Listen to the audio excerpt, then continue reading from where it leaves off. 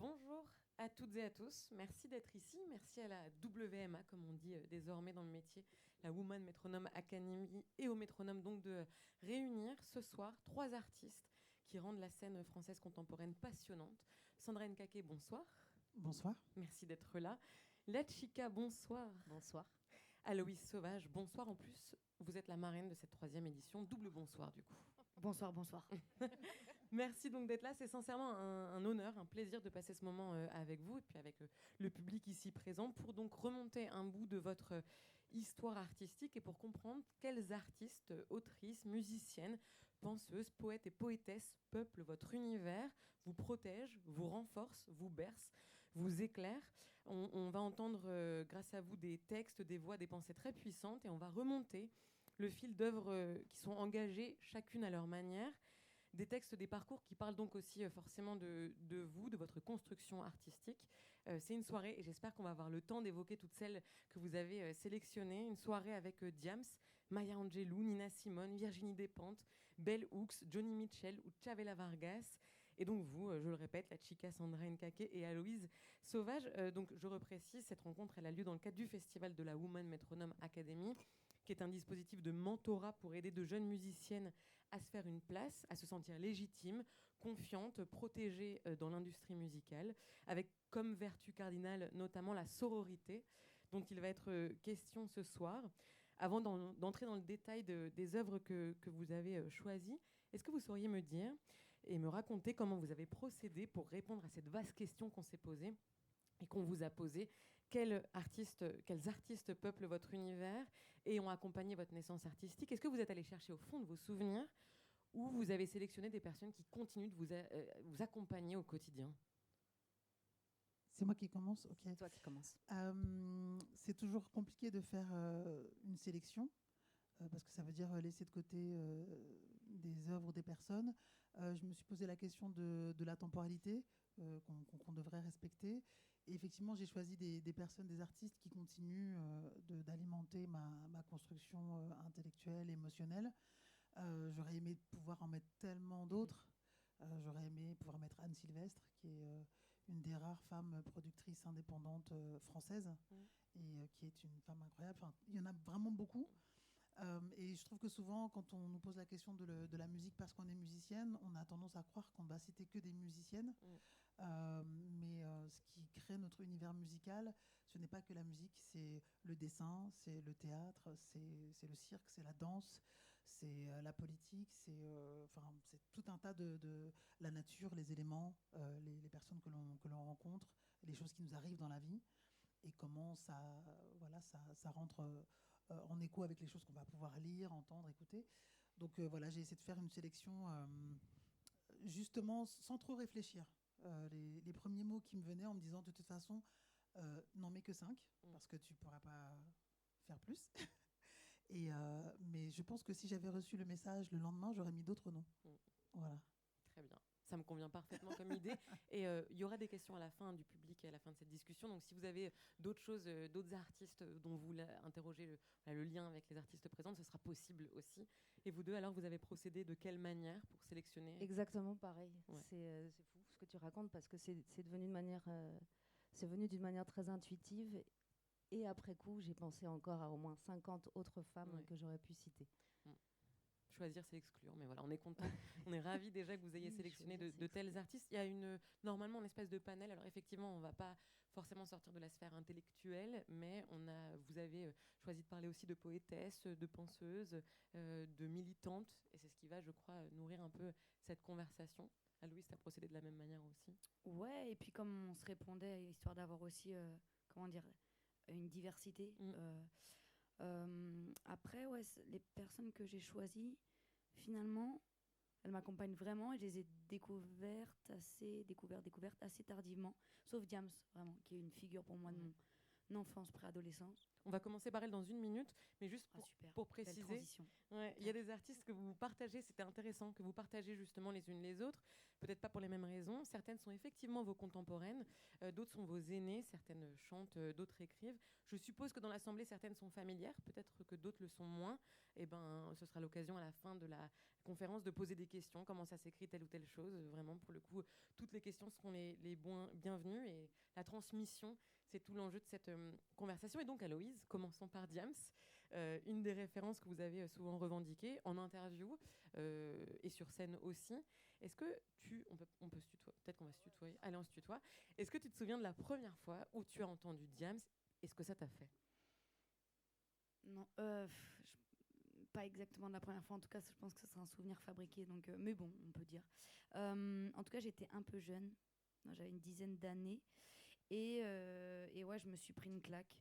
En fait, c'est la sensation d'avoir quelqu'un qui dit ce que tu ressens, d'avoir vraiment le sentiment de ressemblance très très fort.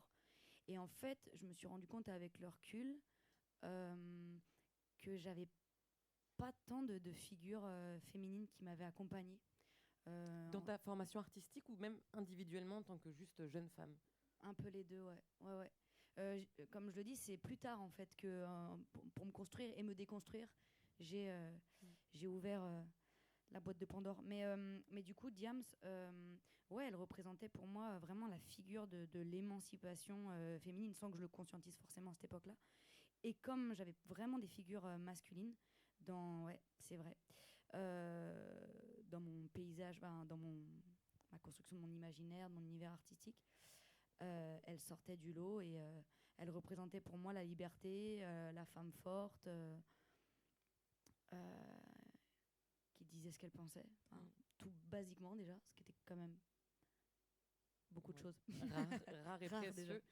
À l'époque, ce qui est intéressant aussi, c'est que Diams, elle continue, j'imagine, d'inspirer par le choix qu'elle a fait de dire stop à un moment et de dire en fait, voilà, cette industrie musicale ne me convient pas, les règles qui sont fixées par les autres, ce qu'on me demande de devenir et d'être, ça me va pas. Est-ce que encore aujourd'hui, au-delà donc des textes que tu continues d'interpréter et dans lesquels peut-être tu continues de te reconnaître, ce parcours-là, cette possibilité de t'inspire encore? Ah bah oui, oui, totalement. Oui, l'industrie musicale est un sacré milieu. On en parlait en off, entre guillemets, tout à l'heure. Et voilà, la vie est vaste. Et effectivement, j'ai commencé, moi, vraiment 2018, quoi, à partager mes premières chansons. Et c'est vrai que ça fait combien de temps, du coup? 5 ans, 6 ans? Bref, les années là, qui viennent de s'écouler ont été riches d'apprentissage et se questionner pour tenter d'en finir avec l'oppression, en tout cas individuellement. Ouais. Non, j'ai pas développé, mais en tout cas. On a le temps, ça commence à peine. Tac, 3 petits points. Ça ouvre quand même. C'est chaud. Une question aussi, Pardon, Vas-y. non, je voudrais juste. Je réfléchis à voix haute, mais Diams aussi, parce qu'en fait, elle était différente de ce que je voyais des autres femmes qu'on me montrait, en tout cas, des femmes visibles. D'un point de vue vestimentaire notables. aussi. Ouais, d'un point de vue vestimentaire, esthétique, et je pense que, alors là, c'était pas conscientisé, mais ça faisait du bien de pouvoir avoir une collègue, me sentir... ouais, voilà. On en revient à la question de la représentativité et du fait que pourquoi est-ce qu'on a besoin de représentativité dans la musique. C'est pour qu'on ne s'adresse pas de manière unique aux mêmes personnes. On va parler aussi de la reprise, puisque voilà, ce sera un des sujets de cette conversation. Parfois, vous avez choisi des artistes que vous avez reprises, certaines chansons vous avez reprises. Il y a une artiste, Sandra et la Chica, que vous avez choisi toutes les deux, peut-être pas du tout pour les mêmes raisons. Ça va être l'occasion d'en discuter. Et je ne sais pas si c'est une figure de votre jeunesse, mais c'est Nina Simone. Pourquoi? Parce que Nina Simone, j'ai l'impression qu'elle m'accompagne depuis très très très longtemps, depuis je pense mes 5 ans, quelque chose comme ça. À partir du moment où je suis rentrée en rupture avec le monde des adultes, qui était un monde très très violent. Un des avantages de la famille dysfonctionnelle, c'est que j'avais accès à la discothèque et que je pouvais mettre ce que je voulais. Et je me souviens, il y avait Cat Stevens et Nina Simone. Et un jour, j'ai pu mettre un disque de Nina Simone. Et c'est d'abord le piano Et j'ai découvert plus tard, j'ai des frissons, la chanson s'appelle Little Girl Blue. Et donc la manière qu'elle a de jouer du piano, évidemment de chanter, ça ne s'explique pas de manière intellectuelle, c'est chimique, c'est physique, c'est ce que tu dis, c'est que tu as l'impression que cette personne est en train de raconter quelque chose que toi-même tu es en train de vivre, et qu'il y a à la fois de la force, de la tendresse, un peu d'humour aussi, tellement de groove, et c'est quelqu'un que j'ai écouté très très très longtemps, et je pense que c'est la seule personne dont j'avais des photos. J'avais un petit carnet et j'avais des photos de Nina Simone partout dans mon carnet, et je rêvais un jour la voir en concert. Et j'ai découvert son parcours et sa vie bien plus tard. Et ça m'a paru évident que ça rentre en résonance avec le mien, parce que parcours de cabossé, de violence, en l'occurrence de violence intrafamiliale, d'inceste, enfin voilà, ça. Et puis aussi, par rapport à la représentation, où étaient les femmes qui me ressemblaient, et physiquement et vocalement. En fait, ça je parle pour plus tard, il y en avait très très peu, et qui donnaient l'impression d'être, comme ils disent, in charge, décideuse. Voilà. Et c'est quelqu'un qui continue de m'animer beaucoup. Grâce à elle, j'ai pu pleurer, et je continue à pleurer. J'ai beaucoup de tendresse pour elle. J'ai écrit une chanson d'ailleurs pour elle aussi. Et en me disant que j'espère que cette vibration va lui parvenir là où elle est, et que en fait, j'aimerais la serrer dans mes bras. J'aurais aimé être sa sœur, pouvoir lui dire t'inquiète, on est avec toi. Et c'est quelqu'un dont l'engagement physique sur scène était d'une intensité incroyable, et qui avait décidé que faire de la musique, c'était pas rien. Et donc le pourquoi on fait les choses, donc en 2 mots, est devenu pour moi très important, et c'est donc un pilier de ma vie de personne et de musicienne aussi. Tu as choisi un tout petit extrait d'une interview de Nina Simone qui dit beaucoup de son engagement, notamment parce que toute sa vie elle a cherché la signification, la définition de ce que ça pouvait vouloir dire d'être libre. Elle en a fait une chanson qui s'appelle I Wish I Knew How It Feels to Be Free, qui est merveilleuse, qui donne des frissons en permanence. Mais juste, on va voir ce tout petit bout d'interview parce que je pense qu'il donne une idée justement de à quel point elle a porté tous ses combats vraiment dans son corps et dans son geste et dans son œuvre en permanence. I'll tell you what freedom is to me. No fear. You may write me down C'est and pas celle-là. I'll tell you what freedom is to me. No fear. I mean, really, no fear. If I could have that half of my life, no fear. Lots of children have no fear. That's the closest way, that's the only way I can describe it. That's not all of it, but it is something to really, really feel. Alors c'est pas tout, mais ne pas avoir peur, c'est déjà être libre. Nina Simone, elle a aussi autorisé, je crois, la liberté d'être une femme donc sans peur, avec un caractère, une impétuosité, à se sentir légitime, à se sentir donc habitée. La Chica, toi aussi, donc, tu as choisi Nina Simone. Tu es également pianiste. Tu as parlé du fait que parfois, c'est par le piano qu'on rentre dans l'œuvre de Nina Simone. Toi, c'est quoi le point d'accroche que tu as pu avoir avec cette œuvre si complète ? C'est vrai qu'elle a une œuvre qui est énorme et presque infinie. Et j'ai l'impression que je continue à la découvrir. Elle est rentrée très tôt dans ma vie. J'étais toute petite. Et c'est par un morceau qui s'appelle My Man's Gone Now. Et cette chanson me touche énormément depuis que je suis toute petite. Et quand j'étais petite, je ne savais pas pourquoi. Je ne comprenais pas les paroles. J'entendais juste les sons de piano. Je savais juste ce que ça réveillait, ce que ça évoquait en moi. Et j'étais trop petite pour comprendre tous les clivages socio-culturels autour du racisme, etc. Je sentais juste l'impact et la puissance qu'elle pouvait avoir en tant que femme en train de chanter seule avec un piano. Et quand toute mon enfance, j'ai une enfance un peu étrange et j'étais excessivement timide et très réservée et très introvertie. Et le piano, ça a été l'outil pour commencer à m'exprimer dans la vie. Et de me rendre compte que juste avec un piano et juste avec une voix, on pouvait faire passer autant d'émotions et autant de puissance, je me souviens de cette sensation de me sentir comprise. Et j'étais vraiment toute petite. Et plus j'ai grandi, plus j'ai compris ce qu'elle représentait. Plus j'ai compris ses paroles, plus j'ai eu conscience aussi de la vie qu'elle avait eue, qui m'a absolument terrassée. Et je ne me lasse jamais de l'écouter. Et dès que je vais mal, je l'écoute. Parce qu'elle amène toujours des éléments de réponse d'une manière très particulière. Et c'est très abstrait parce que c'est à travers les sons et c'est à travers la musique. Et c'est comme ça que je conçois ma vie. Je ne conçois pas une vie sans musique et sans son. Donc, elle est importante parce que, outre le fait d'avoir survécu en tant que femme noire dans un contexte très spécial, en tant que musicienne dans une industrie absolument machiste et dégueu, elle a aussi raconté d'autres choses. On en parlait tout à l'heure dans le train, on parlait du fait qu'elle était absolument incomprise, qu'elle était probablement bipolaire, voire quelque chose de plus subtil et plus profond que ça, et qu'on l'a très vite catégorisée, on l'a étiquetée folle. On s'est dit, elle est alcoolique, elle boit, donc en fait, la fin de sa vie, ça va pas, et les concerts qu'elle fait, peut-être qu'il est plus temps de la prendre au sérieux, alors qu'en fait, elle racontait encore beaucoup de choses à travers ses comportements.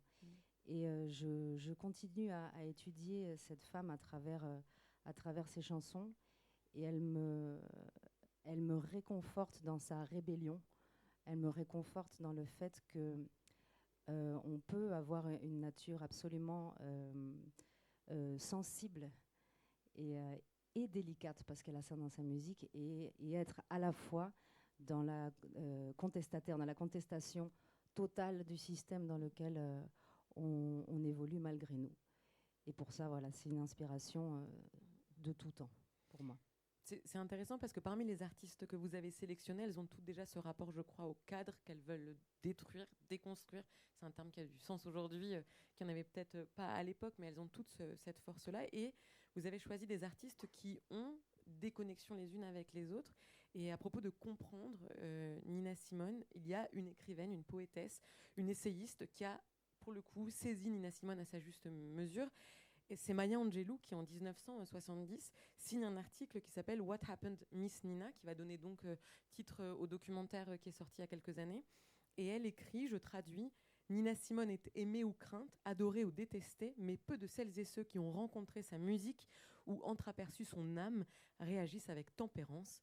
Nina Simone est une extrémiste extrêmement accomplie. » Et ça, c'est en 1970, à l'époque où les gens s'écharpent encore pour savoir si Nina Simone est saine ou pas saine, est-ce qu'elle est encore, il faut la faire jouer ou pas. Maya Angelou ne se pose pas la question, elle y répond dans cet article. Justement, Sandra, vous avez choisi de parler de Maya Angelou, pourquoi ? À nouveau parce que c'est une femme noire et une femme qui a une vie compliquée, mère seule, et qui, malgré la complexité de sa vie, a décidé de transformer toutes les violences qui lui étaient faites en poésie, en lumière, en douceur, en amour. Et elle a une combativité qui n'a pas la même énergie que celle de Nina Simone, et c'est pas grave, parce que justement ça dit que quel que soit qui on est, en fait ça suffit, on est au bon endroit. Et j'aime... puis elle était actrice aussi. Et j'aime tout chez elle. Et dans son écriture, dans comment c'est articulé, comment elle le dit aussi. C'est une slameuse incroyable. On va écouter la performance, parce que tu as choisi de nous présenter la performance de Still I Rise, qui est un très grand poème de Maya Angelou qu'elle a écrit dans les années 70 et interprété en 1980. Il est... ouais, et je voulais dire aussi que elle a donné et elle continue à donner beaucoup de force aux personnes qui la lisent ou qui l'écoutent, parce que dans ses mots, dans son parcours, on entend qu'on a le droit d'avancer, on n'est pas obligé de se laisser définir par les choses qui nous oppressent, qui nous font du mal, et on n'est pas obligé d'être défini toute notre vie par nos traumas.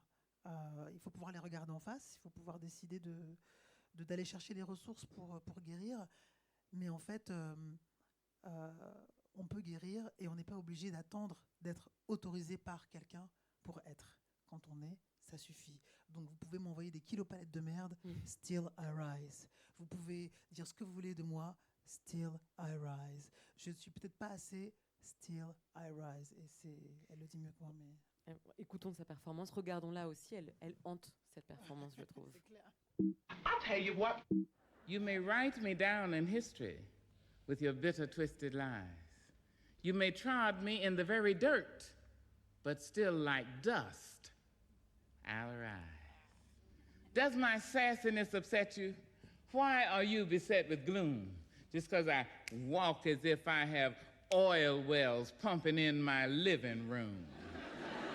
Just like moons and like suns with the certainty of tides, just like hope springing high, still I rise.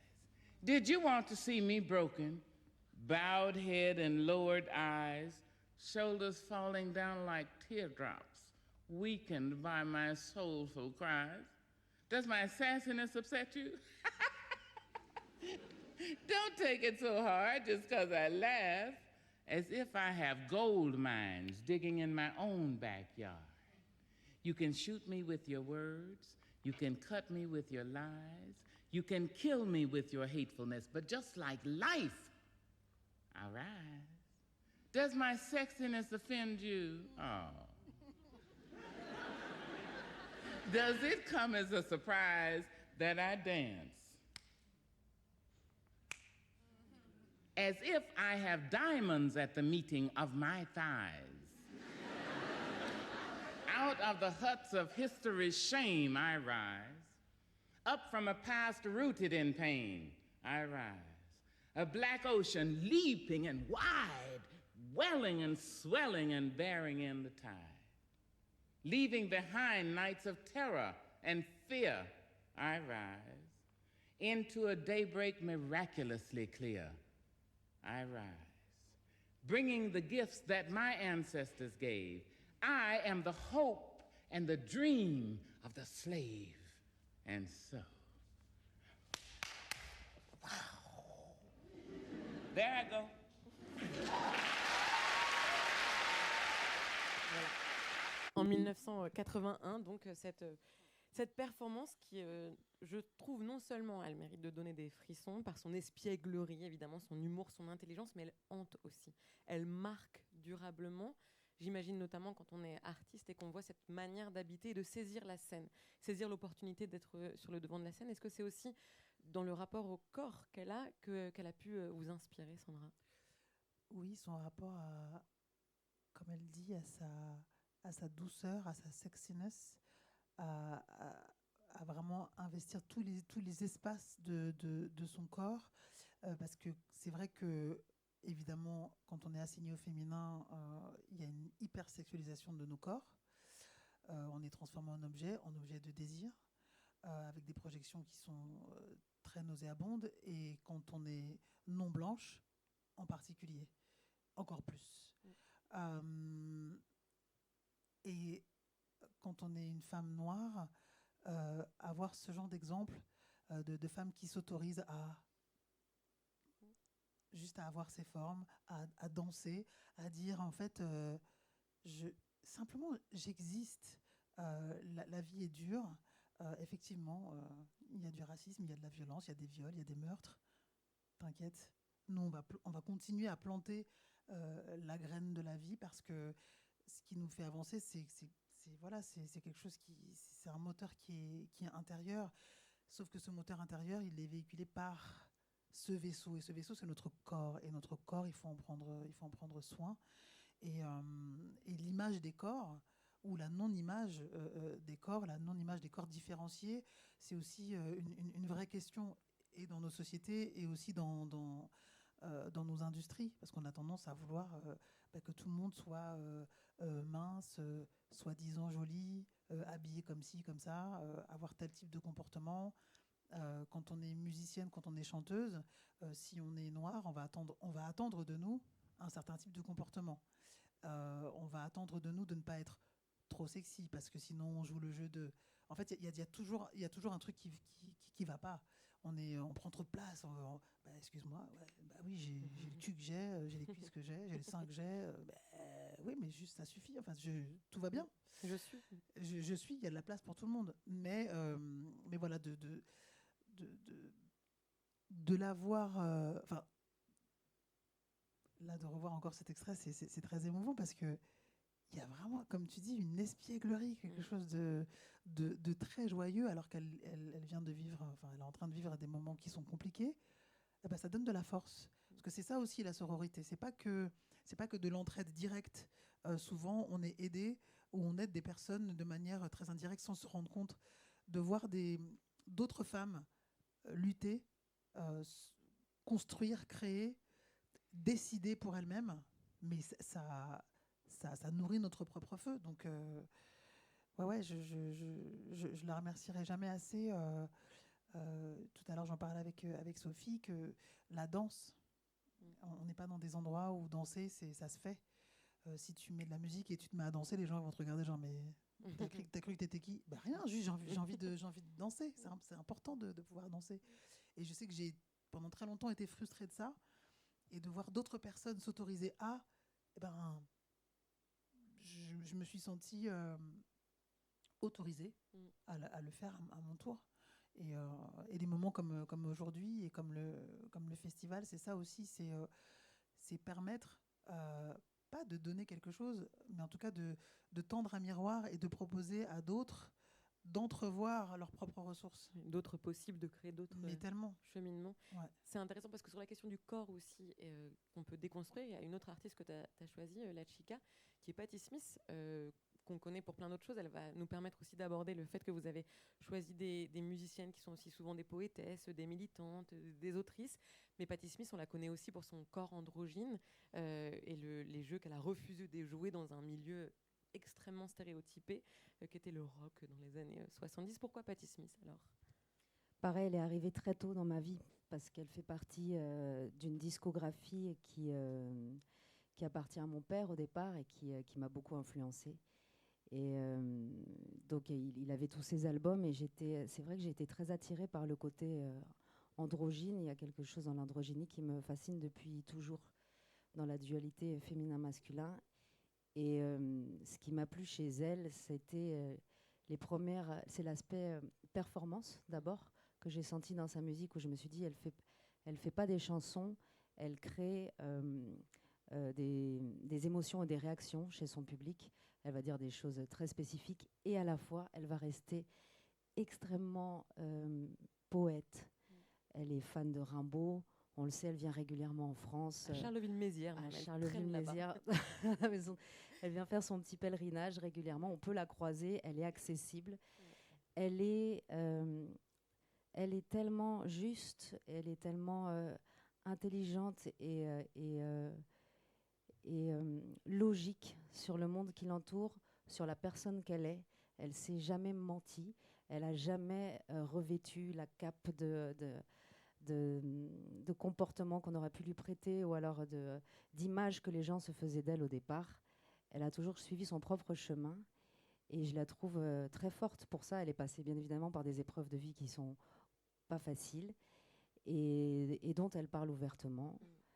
Et elle continue à m'inspirer toujours maintenant, à chaque fois que je la vois en live ou dans des conférences, la manière dont elle parle par exemple de la paix, la notion de paix, qui est arrivé dans les années 60 avec cet énorme mouvement pour la paix qui a été mondial et qui était magnifique et qui n'a pas duré parce que c'était peut-être utopique ou en tout cas qui a dévié vers peut-être trop de drogue et les gens se sont un peu embrumés là-dedans et voilà, on a perdu un peu cet élan qui était vraiment beau et magique.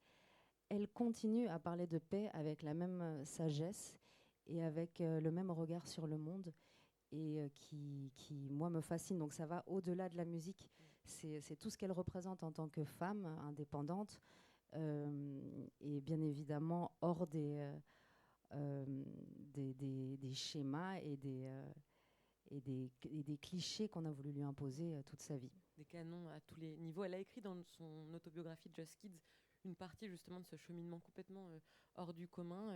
Franchement, je vous l'invite à lire si vous aimez sa poésie déjà dans ses chansons.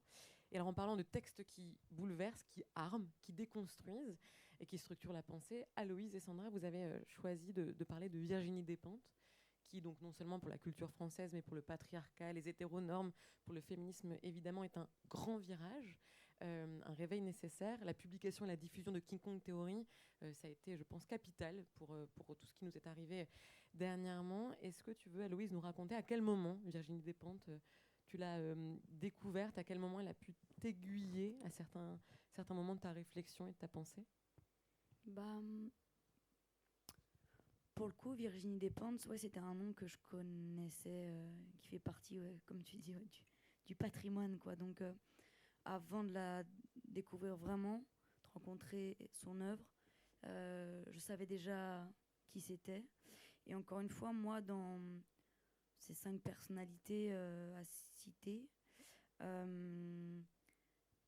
souvent, comme tu disais Sandra, au final, ce sont des personnalités, comment dire, qui incarnent une identité de femme qui, ouais, in charge, quoi, qui se prend en main, qui même, je veux dire, en dehors du contenu, de ce qui peut, de leurs œuvres respectives, mais vraiment dans l'énergie même.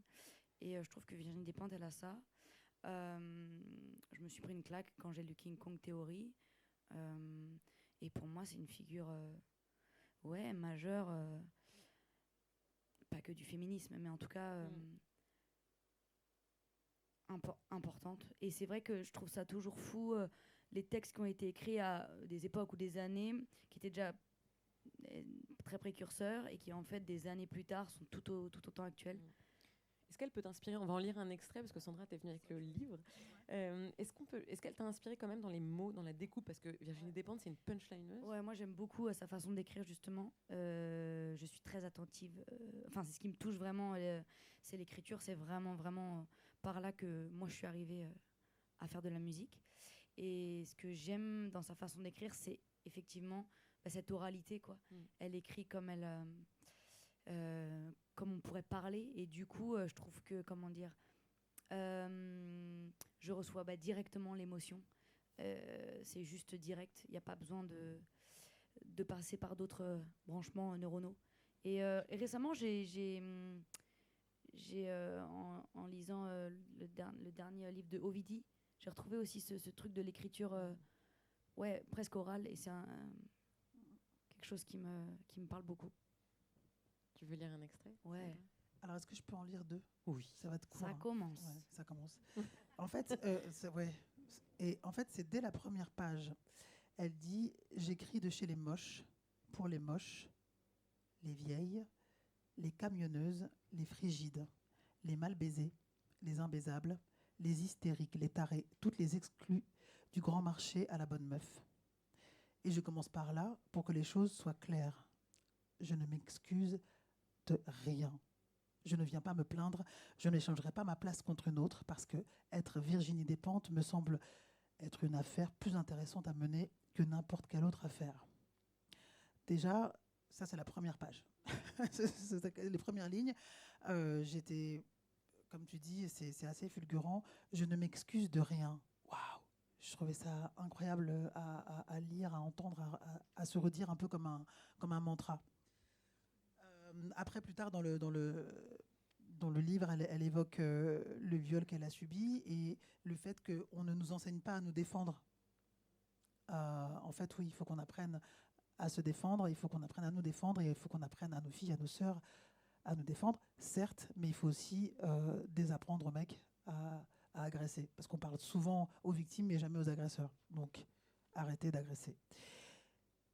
Et justement, pour faire écho à ça, elle dit un peu plus loin, on entend aujourd'hui des hommes se lamenter de ce que l'émancipation féministe les dévirilise.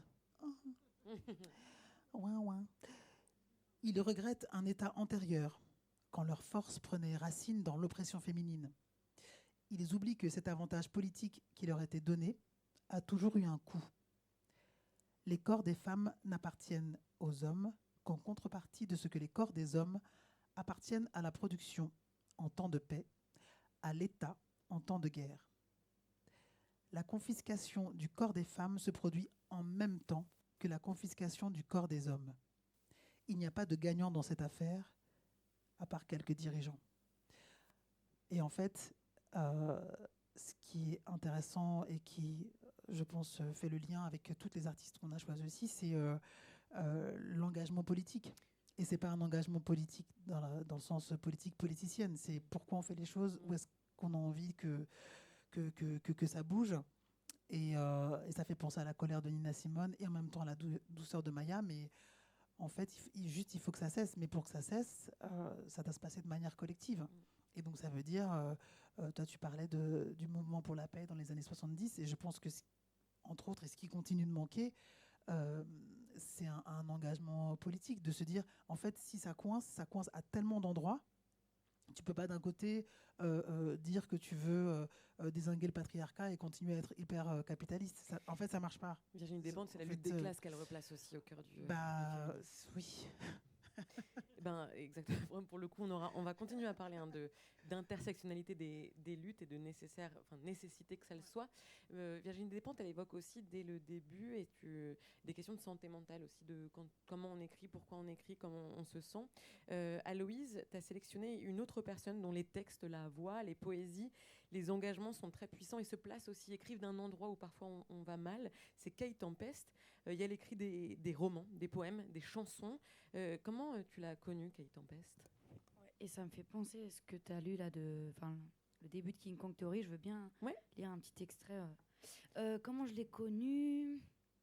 Eh ben, je l'ai connue au tout début de mon parcours musical, grâce à la personne qui m'a accompagnée au tout début et qui fait partie, qui fait partie des personnes importantes, qui s'appelle Mélissa Fulpin.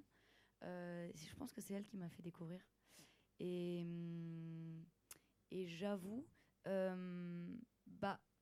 tout comme l'importance de la façon d'écrire de Virginie Despentes, même au-delà du contenu, il y a un truc chez Kay Tempest, moi, qui m'a bouleversée tout de suite.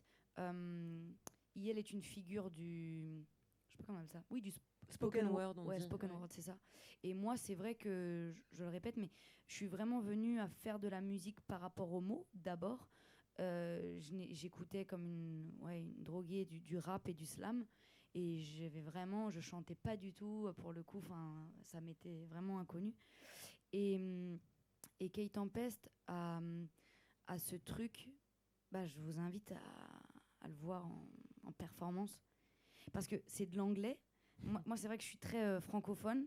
Du coup, les mots, donc le français, parce que c'est ma langue. Et en fait, je comprends tout ce qui est dit par rapport à l'énergie. C'est presque mystique. Il y a un truc...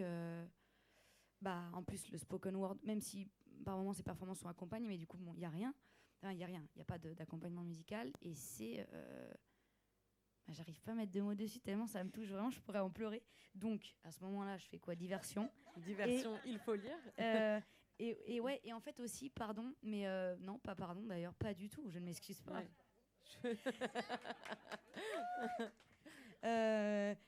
Je suis admirative de comment dire, de ces mots qui me touchent autant quand je les lis, c'est-à-dire qu'ils sont aussi bouleversants écrits que déclamés.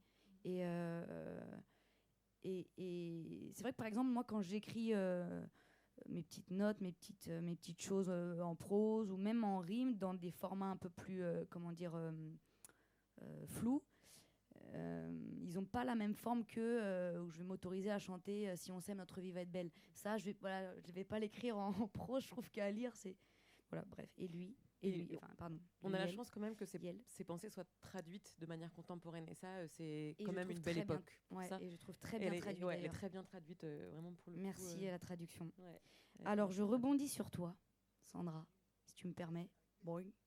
Avec plaisir. Ouais, juste parce que ça me fait penser à ça. Pardon. Hop là. Non, pas pardon. Alors, l'empathie, c'est se souvenir que chacun a une histoire, une multiplicité d'histoires. Et se souvenir aussi de laisser assez de place aux autres pour qu'ils puissent raconter leur histoire avant de raconter la sienne. Je suis quelqu'un qui aime profondément les gens. Dès que je suis sur le point de craquer, je me ressaisis en prêtant la plus grande attention à ceux que je croise dans mon quotidien. Oui, j'écris pour ces autres qui me ressemblent, ces autres qui n'ont pas trouvé leur place et qui ne l'ont jamais trouvée. Des gouines comme moi, qui ont compris qu'il n'y a rien à gagner à rentrer dans le moule, que ce n'est même pas la peine d'essayer et qui se retrouvent contraintes de tracer leur propre voie. Ces autres qui n'ont pas encore jeté le monde aux chiottes. Ces autres qui voient le beau avant le reste et qui assistent malgré eux au carnage. Ces autres qui voient le carnage avant le reste et qui assistent malgré eux au spectacle du beau. Et, à côté de ça, ceux qui ont trouvé leur place depuis le début. Ceux qui se contrefoutent de tout. Ceux qui n'ont vu le beau nulle part, jamais, et le carnage encore moins. Simplement les grandes lignes et le temps qui passe. Ceux qui partagent mes convictions et ceux qui les tournent en ridicule. Tout le monde, tout le temps, quoi qu'il arrive. Voilà, Kate Tempest, qui est on a la chance de pouvoir lire, on a la chance de pouvoir entendre sur scène, parfois dans des maisons de la poésie, parfois dans des salles de concert. Donc franchement, allez-y si vous avez l'occasion. On va continuer de parler de textes qui nourrissent âme, littéralement, mais on va revenir à la sélection de la chica un petit peu. Tu as eu envie de nous parler de Chavela Vargas, qui est une immense chanteuse mexicaine notamment, guitariste, une voix puissante qui aimait boire, fumer des cigares, qui aimait les femmes, qui a cultivé toute sa vie jusqu'au bout la liberté farouche d'être exactement comme elle avait envie de l'être, et qui a vécu une vie hors du commun qui ressemble un peu, je trouve, au XXe siècle rocambolesque. Ta rencontre avec Chavela Vargas, c'est exactement ça. C'est une femme du XXe siècle, c'est exactement ça. En fait, elle vient du Costa Rica au départ, mais elle est partie quand elle avait 17 ans, je crois, avec sa guitare sur le dos, et elle s'est dit qu'elle allait chanter. À l'époque, c'était quand même beaucoup plus... je pense que c'était moins abstrait que maintenant. Je pense que tu pouvais débarquer dans un village, chanter sur une place et que les gens t'écoutent et te donnent de l'argent si ça leur plaît. Et elle faisait ça, et elle s'est mise en tête qu'elle allait chanter des chansons, ce qu'on appelle des rancheras, qui sont donc font partie du folklore mexicain, entre autres. Donc elle est allée s'installer au Mexique, elle s'est mise à faire des rancheras, elle jouait dans les clubs avec sa belle voix, elle était déguisée en femme, parce que c'était clairement pas ce qu'elle était. Et il y a un jour où elle a décidé que ça lui allait pas et qu'elle avait envie d'être clairement elle-même, donc elle s'est mise à porter des pantalons, s'est mise à fumer le cigare et boire de l'alcool ouvertement, et à créer des chansons un peu différentes aussi, qui racontaient aussi... de la même manière que les gros borrachos rancheros mexicains pouvaient raconter leur quotidien, elle racontait le sien en tant que femme lesbienne. Alors, elle ne disait pas ouvertement qu'elle était lesbienne. Elle l'a dit à la fin de sa vie. Elle ne le niait pas à l'époque, mais ce n'est pas quelque chose qu'elle allait montrer ouvertement. Elle n'est pas suicidaire non plus. Elle n'allait pas se mettre en danger pour rien. Mais rien que le fait de se comporter comme ça à cette époque précise, dans un pays et dans un contexte socio-culturel qui est le Mexique des années 30, 40, bon, c'était déjà un truc de fou, c'était déjà une prise de position énorme. Et elle a eu, et ce qui est fou, c'est que les gens l'ont reçue, l'ont accueillie et l'ont aimée pour ça, parce que son talent était tellement fou et allait tellement au-delà des conventions, que bon, c'est vrai qu'elle a choqué au départ, puis les gens se sont dit ouais, mais regarde quand même ce qu'elle nous fait sentir, et puis ce qu'elle dit là, c'est dingue, et puis sa voix, moi je sais que ce qui m'a frappé la première fois que je l'ai écoutée, donc pareil, j'étais petite et ma mère me passe un disque de Chavela Vargas et je pensais que c'était un homme. Elle a une voix qui est très grave, qui est très profonde et qui peut être très sombre par moments. J'étais persuadée que c'était un homme, mais avec un truc, c'était pas comme d'habitude. Et je recevais cette énergie masculine qui me parlait, alors que les rancheras, d'une manière générale, ne me parlent pas vraiment. Ça me parlait, je ne savais pas pourquoi. Et j'en reviens encore à cette histoire de dualité féminin-masculin. Je crois que j'étais très... on me disait que j'étais un garçon manqué, donc que j'avais... peut-être ce côté masculin plus développé quand j'étais petite. Donc toute énergie masculine émanant d'une femme me parlait et me racontait quelque chose. Et donc elle a été acceptée dans la société, les gens l'ont encensée, l'ont adorée. Et les gens adorent détruire ce qu'ils ont encensé. Donc autant qu'ils l'ont encensée, il y a un moment donné où il y a eu une descente aux enfers. Elle a ses excès, ses comportements un peu beaucoup trop loin des conventions du système se sont retournés contre elle. Elle avait plein d'amantes. Voilà, elle n'avait pas non plus choisi la voie de la lesbienne qui se met en couple et qui se met à avoir une existence rangée. Non, elle allait vraiment au bout de tout, elle a été amante de Frida Kahlo, de Ava Gardner. C'était quand même connu, même si ça ne se disait pas à ce point-là ouvertement. Bon, ça s'est retourné contre elle. Elle est tombée dans l'alcoolisme. Et elle a disparu, je crois, dans les années 70. On n'a plus entendu parler d'elle pendant un long moment. 20 ans. Elle est revenue dans les années 90. Je me souviens, quand elle est revenue sur la scène, elle s'est remise à faire des concerts alors que tout le monde pensait qu'elle avait été enterrée. Et elle avait encore des choses à dire. Et c'était pas fini. Still I Rise. Still I Rise. Et jusqu'au bout de sa vie, elle a été entièrement elle-même. Alors, elle s'est soignée un peu plus. Je me demande si elle n'avait pas 93 ans quand elle est morte ou un truc comme ça. Elle a une vraie existence. Et j'ai perdu mon idée de fin. C'était quoi ? Elle a dit, j'en place une quand même pendant que tu réfléchis, sur sa citation justement à propos de sa mort. Elle a dit « Je veux qu'à mon enterrement, les putains et les ivrognes se mettent devant, les autres suivront. » Voilà, Chavela Vargas. J'espère que ça a été honoré et que son enterrement a été effectivement... Ciao les moches. Ça parle aussi de la question de la possibilité de disparaître et de revenir, même si elle a été silenciée pour le coup, et on n'a pas pris soin d'elle. Elle est devenue alcoolique aussi parce que c'est une industrie qui n'entretenait pas les grandes artistes comme celle-ci, qui n'entretient toujours pas. Au présent, oui. Non, c'est au présent, qui n'entretient pas. Mais c'est aussi ce que raconte Chavela Vargas. Et ce qui est intéressant sur la question de la tradition, c'était le patrimoine folklorique, les rancheras. Elle les a gardés. Ce qu'on dit, c'est qu'elle les a chantés à l'époque à la place des hommes. Donc elle a chanté l'amour lesbien dans une tradition qui était hyper rigide. Et donc elle a créé un matrimoine lesbien sans que personne s'en rende compte. C'est passé. Ce truc-là, c'est passé. À la postérité. C'est complètement improbable quand même de se dire qu'ils ont accepté ça au Mexique. On va continuer malheureusement. Il y a un documentaire sur sa vie qui est sorti en 2017. Je vous invite à le trouver. Si vous avez Chavela Vargas documentaire 2017, il est vraiment bien. On avance, il y a tellement de choses exceptionnelles dont on veut parler, et notamment une artiste que Sandra, tu as sélectionnée, que j'adore, qui s'appelle Joni Mitchell, à propos de qui le New Yorker a écrit un très beau papier qui commençait comme ça. Beaucoup d'hommes ont voulu que Joni Mitchell soit une épouse, une muse, une sirène ou une star. Au lieu de ça, ils ont eu une génie.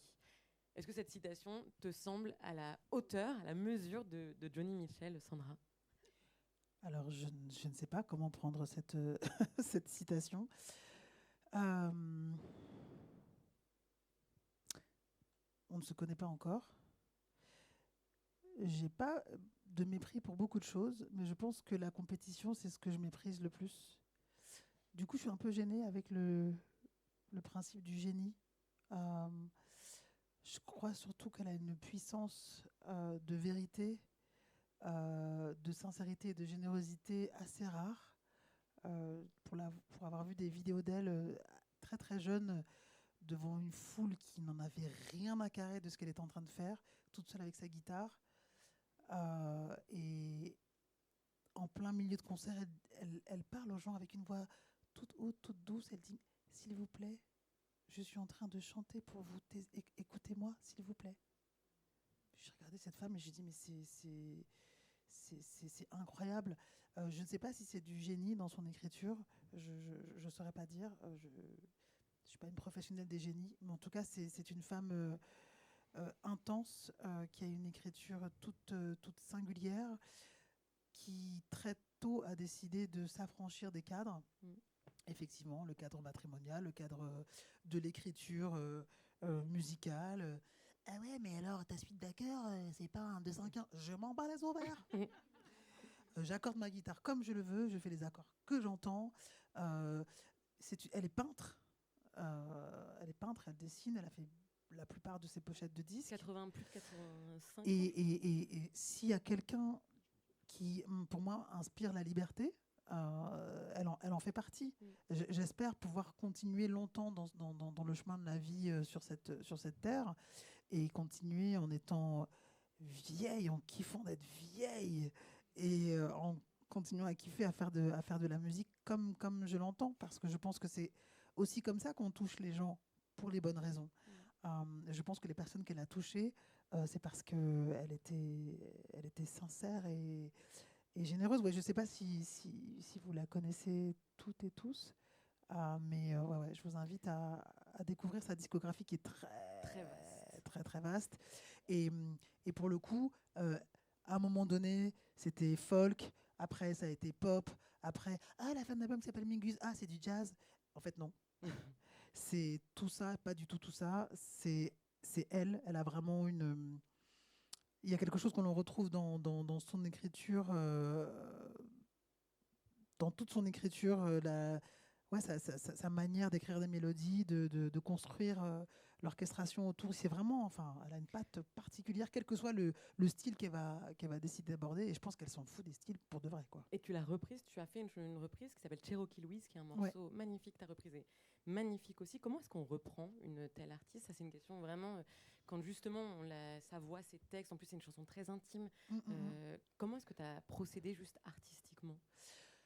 Ça, c'était un projet où on était 3, qui s'appelle Elle. Et je voulais remercier en musique les femmes qui m'avaient fait du bien et qui continuent de me faire du bien. Et elle en fait partie. Et comment on reprend une chanson?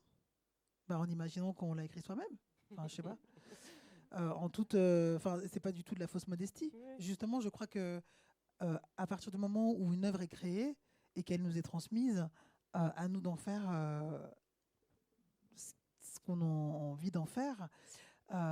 Pour moi, la reprise, c'est pas du tout vouloir ressembler à, parce que ça n'a aucun sens. C'est impossible. C'est pas très intéressant. C'est au contraire essayer de, justement, est-ce que les gens vont croire que c'est moi qui l'ai écrite, pas d'un point de vue genre, ah ouais, putain, j'ai écrit une trop belle chanson. Mais ça raconte quelque chose qui me traverse, qui me fait du bien, qui parle de moi, qui parle de mes failles, et qui parle de cette petite fille d'une classe populaire qui vit dans une famille très dysfonctionnelle, avec un beau-père violent, incesteur, et que la seule réponse de la société à son mal-être à elle, c'est de lui envoyer les flics. Donc, et en même temps, la mélodie est tellement subtile, tellement délicate. Il y a quelque chose il y a une dichotomie là-dedans qui est folle, et voilà, on peut pas expliquer pourquoi une chanson vous happe. La première fois que je l'ai écoutée, elle ne m'a pas lâché. Et ça fait un petit paquet de temps maintenant, ça fait au moins 25 ans maintenant qu'elle me suit. Mais ouais, je pense que il y a rien qui est interdit tant que il y a rien qui est interdit. Sauf si on a un geste commercial. Quand on a un geste commercial, on demande l'autorisation aux personnes qui ont créé, si on peut faire cette reprise. Elles disent oui ou non, et là, puis on peut se lancer.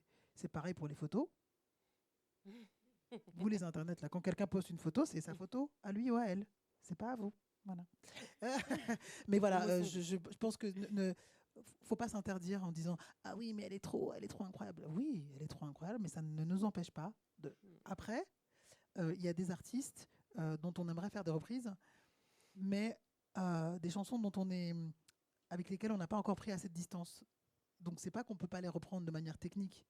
On peut le faire, mais c'est que elles sont trop violentes pour nous, parce qu'on ne peut pas dissocier la personne de l'artiste. Et ça, c'est important de se le redire. Et que voilà, nous sommes une matière sensible en transformation, et que si on a choisi de faire de la musique, c'est parce que d'abord, ça nous est un peu tombé dessus. On n'a pas choisi d'être des antennes, on ne choisit pas comme ça.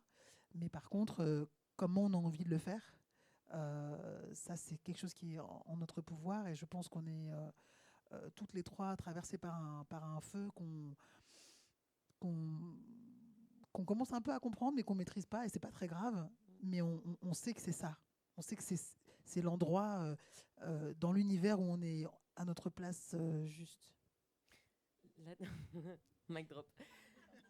La densité de la discographie de Joni Mitchell, elle rejoint celle d'Alice Coltrane, que tu as choisi d'évoquer, la chica. Elle rejoint aussi une autre question, qui est la légitimité qu'on peut ressentir face à une telle œuvre. Par où commencer? Est-ce que je vais comprendre? Parce que c'est des œuvres qui vont dans plein de dimensions, notamment Alice Coltrane, qui a expérimenté tant de choses.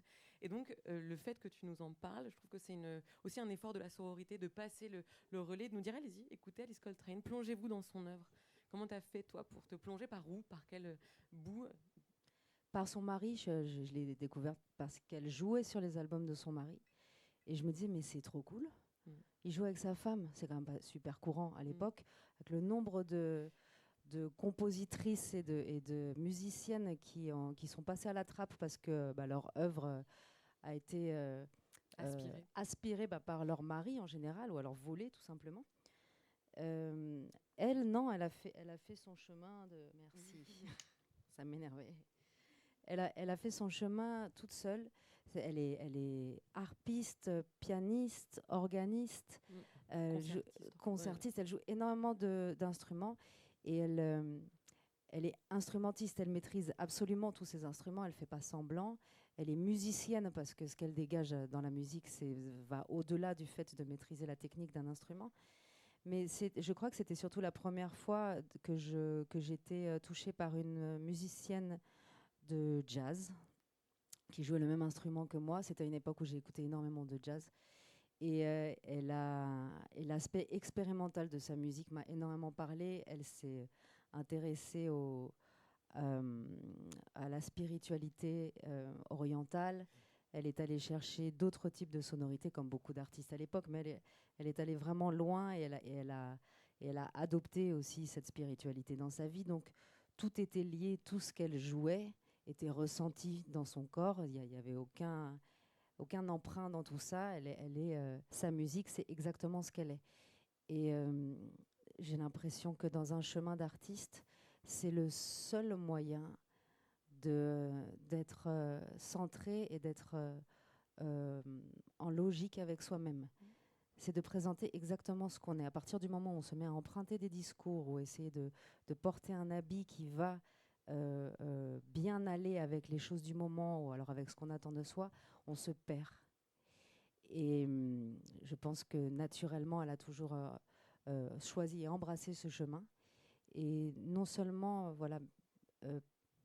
artistiquement, je la trouve incroyable, parce qu'elle a aussi survécu à une époque où c'était pas facile de débarquer. Elle n'était pas chanteuse. On attendait d'elle qu'elle soit chanteuse. On lui a demandé un nombre incalculable de fois pourquoi elle ne chantait pas des standards avec son mari, comme ça il pouvait faire du sax, puis elle chantait, c'est cool. Et parce qu'elle était trop occupée à l'inspirer, à le convertir à la méditation. Exactement. Et c'est elle qui l'a amené à prendre ce chemin. Love Supreme n'existe que parce qu'elle lui a appris à méditer. Exactement. Donc c'est bien évidemment une inspiration de fou. Et puis elle lui a survécu. Lui est mort il est mort assez jeune. À 30 ans, elle est devenue veuve.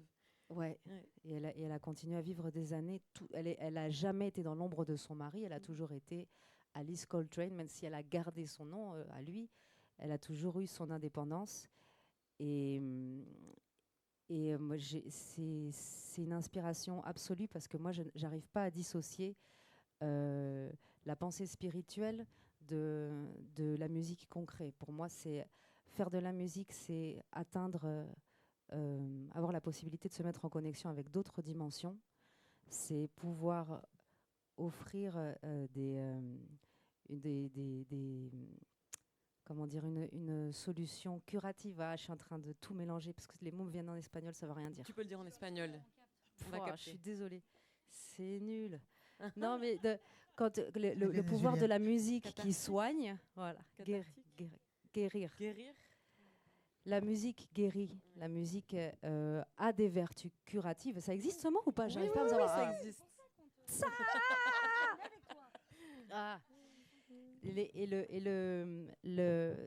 pour pouvoir guérir, pour pouvoir atteindre presque ces paramètres chamaniques pour en faire quelque chose, on ne peut pas dissocier la spiritualité. Donc c'est la première fois que je trouvais ça chez une musicienne d'une manière aussi flagrante et aussi concrète. Allez-y, donc plongez-vous dans Écoutez son Alice œuvre. Coltrane. Écoutez ses œuvres, qu'elles soient méditatives, curatives, que ce soit du jazz, allez-y. Il est bientôt l'heure de terminer cette discussion. Une dernière pensée, qui est la pensée de Bell Hooks. Bell Hooks, c'était une militante intellectuelle, universitaire, africaine-américaine, qui a confronté, au sens le plus vraiment concret du terme, le féminisme blanc et bourgeois. Elle a travaillé toute sa vie contre l'invisibilisation des femmes noires dans l'histoire. Elle a écrit des tas de livres sous des tas de formes pour transmettre sa pensée aux enfants, aux adultes. La mission éducative, elle l'a fait. Elle a tenté de la rendre accessible et je crois qu'elle a parfaitement réussi. Il nous reste qu'à la lire. Aloïse, tu as porté un livre de Bell Hooks. Pourquoi? À quel moment? Ça fait partie des gens dont tu dis que tu les as découverts. Tu continues de les découvrir en ce moment? T'as bien... Ouais, qu'est-ce que je peux rajouter? Oui, pourquoi? Parce que de par ses œuvres, ouais, c'est ce que tu as dit, elle révèle les oublis et les manquements du féminisme blanc et bourgeois. Et que du coup, en tant que jeune femme blanche et bourgeoise, quelque part, je suis quand même... Enfin, bobo, moi c'est ça, hein. Devenue en tout cas. Je me questionne à comment être une bonne alliée et de n'oublier personne et et pour moi il n'y a pas de lutte enfin il n'y a pas vraiment de lutte individuelle. En tout cas, il y a faut très vite que ça rejoigne le collectif et voilà. Tous ces questionnements. Et en plus, elle aborde très bien des tas de questionnements sur oui, c'est ça, le genre, la classe, la race. C'est hyper intéressant. C'est assez fourni. Là, pour le coup, c'est pas une écriture orale. Hein. Faut y aller tranquille. Mais faut relire et relire. Et voilà. Ces œuvres m'ont beaucoup et continuent de m'éduquer. Et je continue de m'éduquer. Et encore une fois, c'est publié, c'est traduit, donc allons-y. D'ailleurs, elle a participé, Bell Hooks a donné à la sororité un peu tout son sens. Pour elle, la sororité, c'est politique. Elle le dit, la sororité, c'est de la solidarité politique. Et la véritable solidarité politique, c'est apprendre à lutter contre des oppressions qu'on ne subit pas soi-même.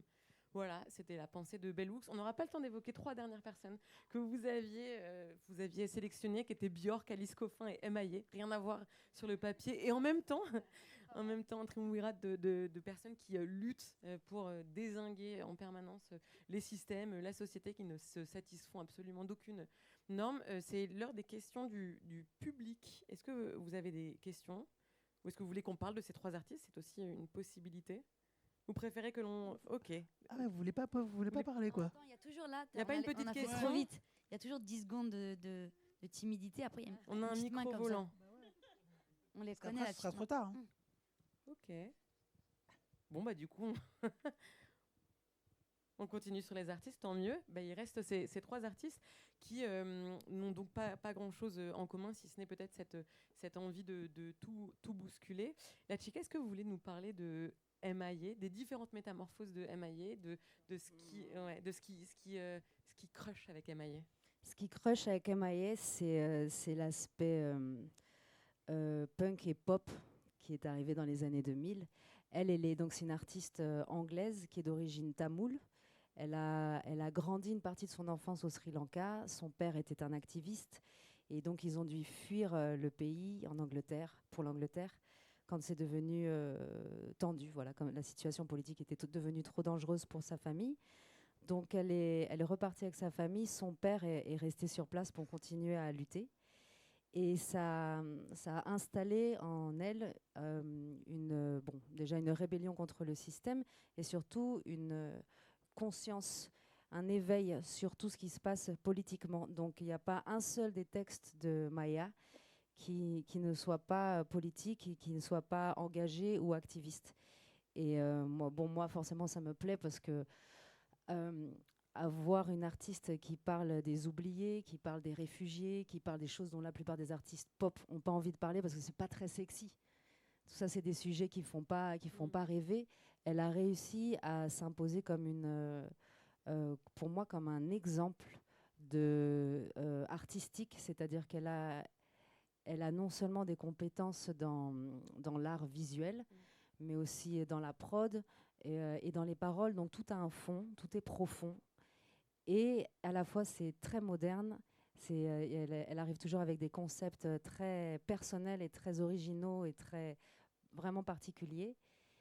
Et quitte à choquer énormément. Elle s'est quand même rarement pliée aux conventions. Elle s'est retrouvée sur un Super Bowl, je ne sais plus avec qui. Elle faisait un featuring, elle est arrivée, elle s'est mise à faire un doigt d'honneur à la caméra. Ça ne s'est pas passé, on lui a demandé de s'excuser. Ils ont demandé des millions de dollars de dédommagement pour avoir osé faire un geste comme ça à la télévision. Elle s'en carre complètement. Elle continue à vivre sa vie. Elle doit avoir peut-être maintenant peut-être 47 ou 48 ans. Et pour moi, elle a une sorte de jeunesse éternelle de par son essence et de par les choses qu'elle continue de défendre. Elle représente une génération qui a grandi dans un no futur qui était assez déstabilisant, où c'est la génération des années 90 où il a été dit qu'il y aurait de toute façon jamais de travail, c'était le chômage qui attendait. Faire l'amour, c'était dangereux, ça pouvait tuer des gens parce qu'on sortait de la grande période du sida. Et donc, au sortir de toutes ces belles promesses d'avenir, elle est arrivée avec un truc ultra coloré et conscient et qu'elle continue de défendre. Et franchement, je la trouve vraiment trop forte. Elle a survécu à un mari jaloux, aussi à un label qui voulait lui imposer des choses. Elle n'a jamais lâché, elle n'a jamais craqué. Et pareil, elle a élevé son fils à moitié seule parce qu'elle s'est retrouvée... au bout d'un moment, quand tu te fais lâcher par ton mari, tu n'as pas le choix. Et voilà, trop forte. Quelqu'un qui, au sommet, ne s'est pas laissé corrompre aussi. En tout cas, elle a réussi à garder mais parce que les pieds sur terre et parce que son éducation vient de là aussi, vient d'un activisme qui est réel, qui n'est pas un activisme de circonstances, qui est un truc qui parle de son peuple et qui est viscéral. Moi, ça me parle beaucoup. Quelqu'un qui chante aussi avec ses viscères, Björk, qui est la dernière personne que vous avez choisi d'évoquer. Sandra, qui est une musicienne également que vous avez reprise, qui est une femme dont on pourrait évoquer tant de périodes. Elle a commencé super jeune. Pourquoi Björk t'inspire? De quelle manière? Depuis quand? Ouais. Comment répondre à cette question?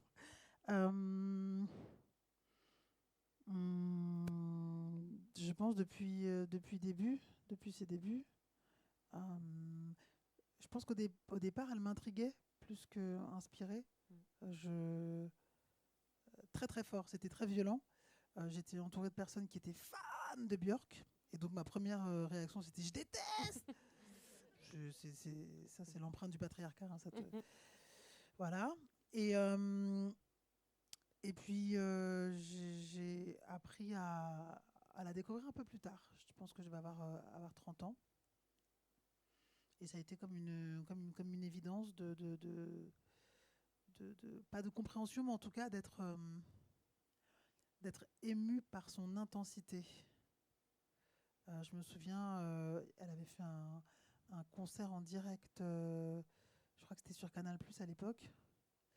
Elle avait une robe rose, très très longue, avec un jean en dessous, je crois, et des chaussons.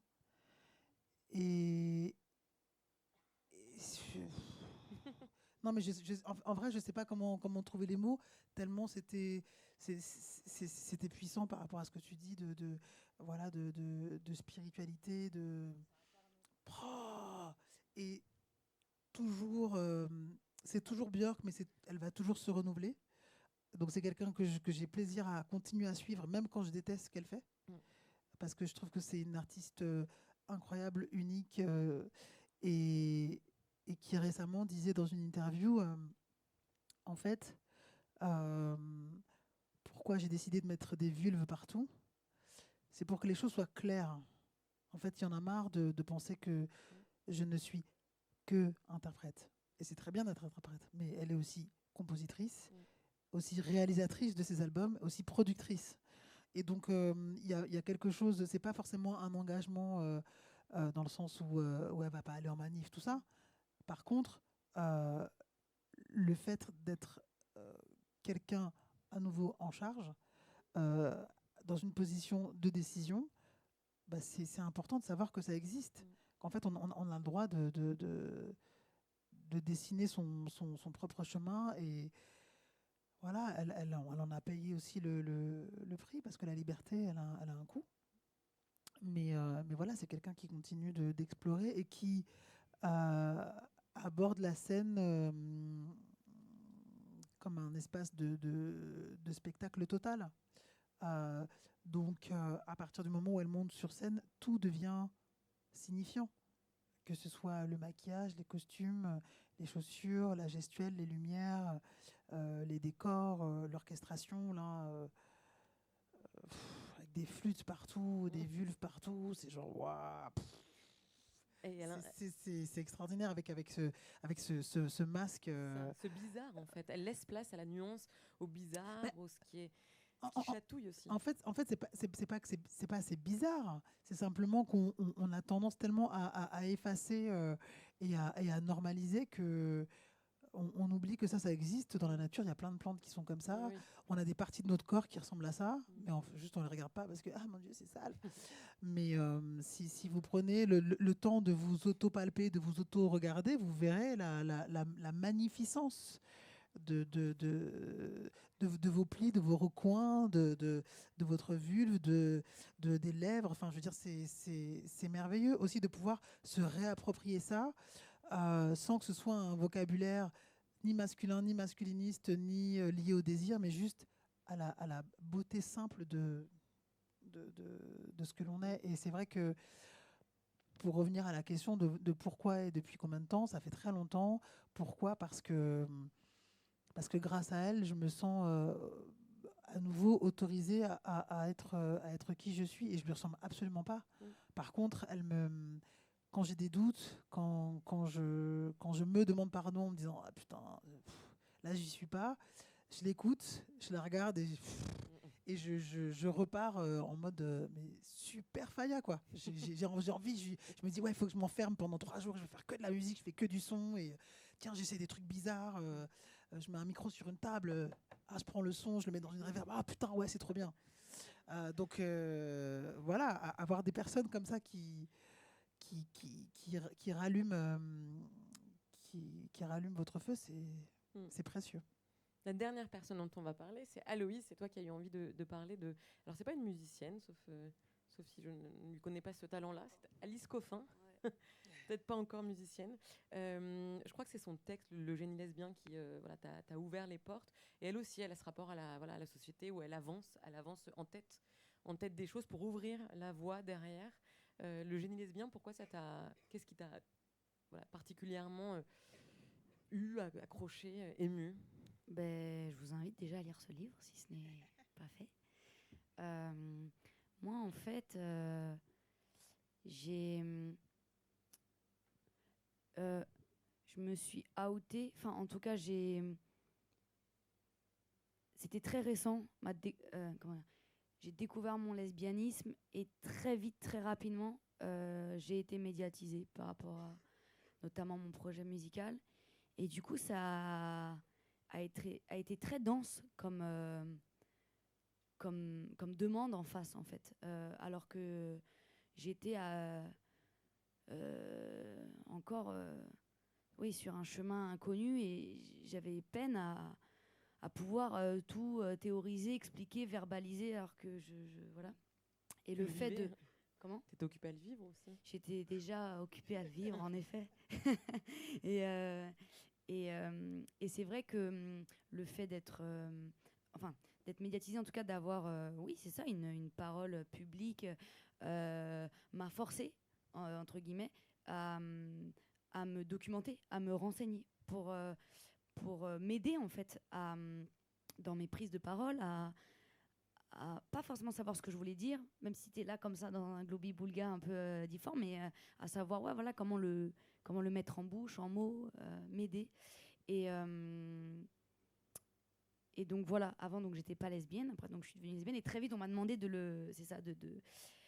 on me le demande toujours encore, hein, globalement souvent, beaucoup, trop. Enfin, il y a des moments de vie où c'est très joyeux, hein, mais notre discussion, de l'expliquer, de le justifier, voilà.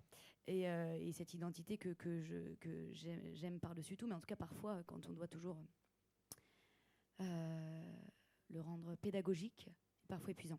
Et bref, et du coup, tout ça pourquoi? Je sais pas où je voulais en venir, mais en tout cas, ça arrive, rassurez-vous. Tout ça pour en venir Ça peut être la simple réponse. non, Ça t'a fait bah du en bien. fait, oui, et ben d'un coup, j'ai embrassé un monde que je connaissais pas, et j'avais besoin, encore une fois, on parle de ça, tout comme ces femmes, bon, en tout cas en même temps, toutes celles dont on a parlé, ces femmes fortes, une charge, et ben d'avoir des modèles, moi aussi, parce que je pouvais, à ma petite échelle, en devenir en tout cas une représentation d'une jeune femme lesbienne, voilà. Et bien avoir rencontré mes collègues, mes sœurs et les regarder et dans des moments de doute me dire putain, c'est génial d'être lesbienne. Merci. Voilà en gros. Merci pour cette parole qui vient conclure donc cette discussion. Merci pour tout ce que vous avez raconté, pour tous ces livres, tous ces textes, ces performances. C'est des portes vraiment, je pense, immenses. Et puis vous, n'hésitez pas à les écouter, transmettre, diffuser les paroles de les œuvres d'artistes minorisés, oppressés, invisibilisés, silenciés. L'histoire se construit encore. Hein.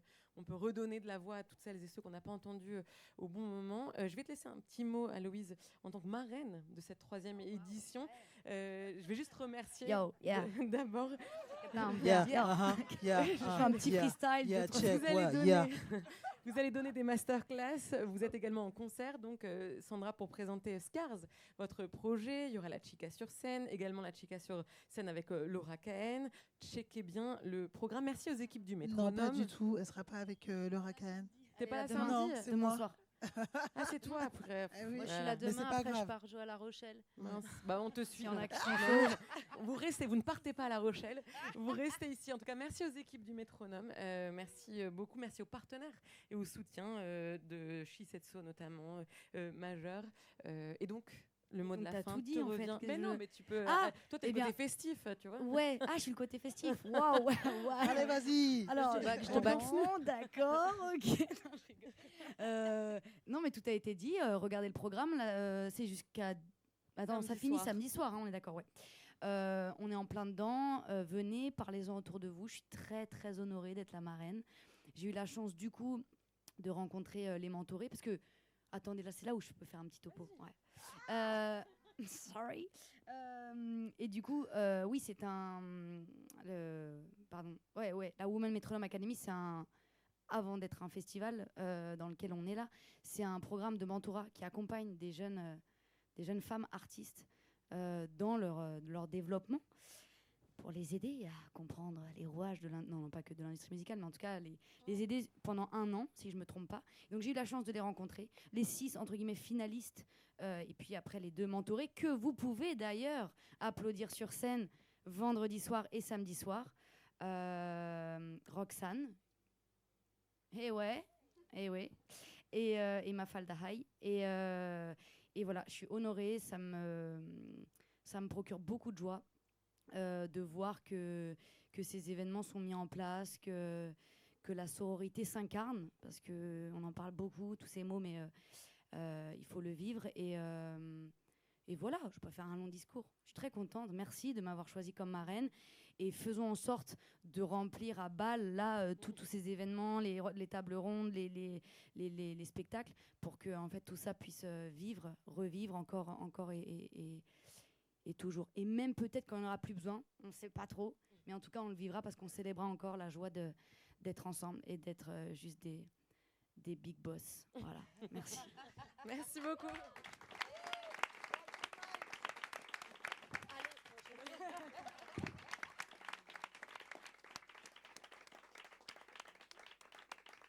Et merci beaucoup pour Merci Sophie, cette... maîtresse de cérémonie impeccable.